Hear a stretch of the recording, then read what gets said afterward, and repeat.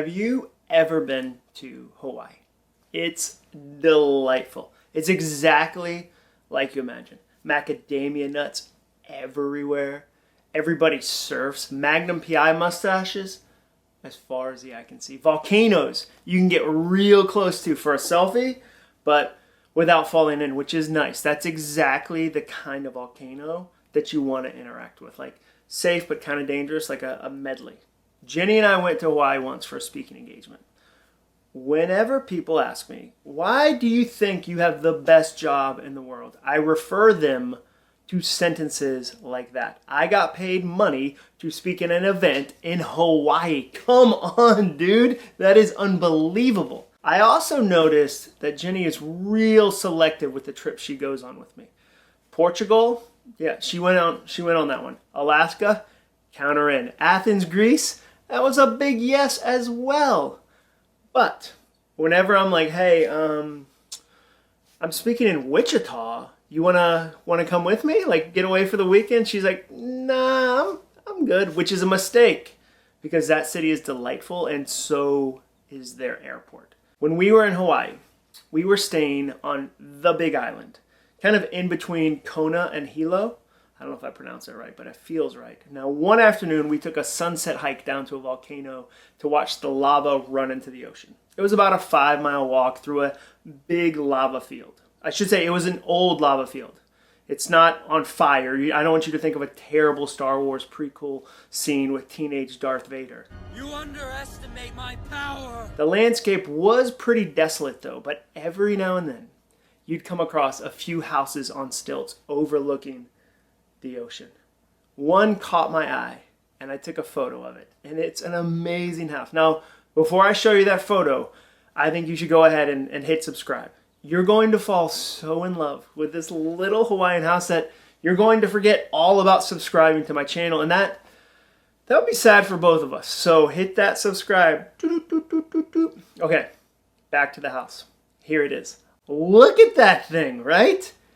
Can't you just imagine writing amazing books in there? Like probably like 10 books. Can't you see yourself drinking an amazing coffee? Just like the best coffee you've ever had. Walking to an old-timey typewriter and effortlessly punching out the great American novel.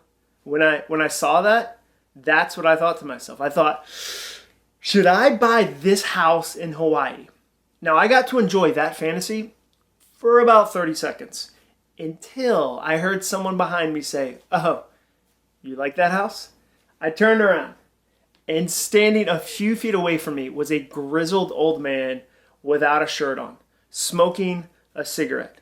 He asked me, you like that house? Like we were both staring at some rundown haunted house, and he was a detective. We really seen it all. The old Johnson place? Ooh.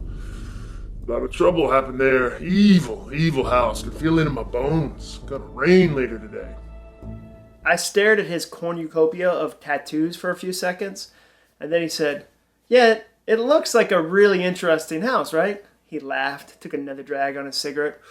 Unfiltered Lucky Strikes, probably.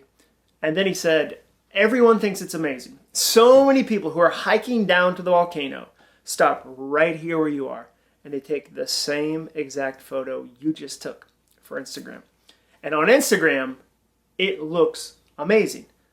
But here's the thing about the house that most people don't know, he told me. This is what he said next. He said, 1, it doesn't have any power. 2, it doesn't have any running water.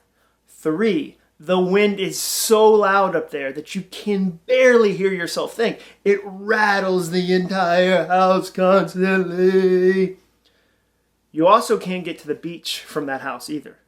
Like it overlooks the ocean, but then there's a 30-foot drop to a cliff, a lava cliff. You can't get down. There's no path down to the water. Worst of all, he said, tourists use the bathroom in your yard all day long. They just stop here during the hike and use the bathroom in your front yard. At this point, I was crying a little at how surgically he had just dissected my entire dream. And then he said, but on Instagram, that house does look amazing. I paid him $1 for a bottle of water he was selling out of a big cooler. Everybody's got to hustle. But I should have paid him more than that for the idea he had just shared with me. What a perfect picture of what social media is really like.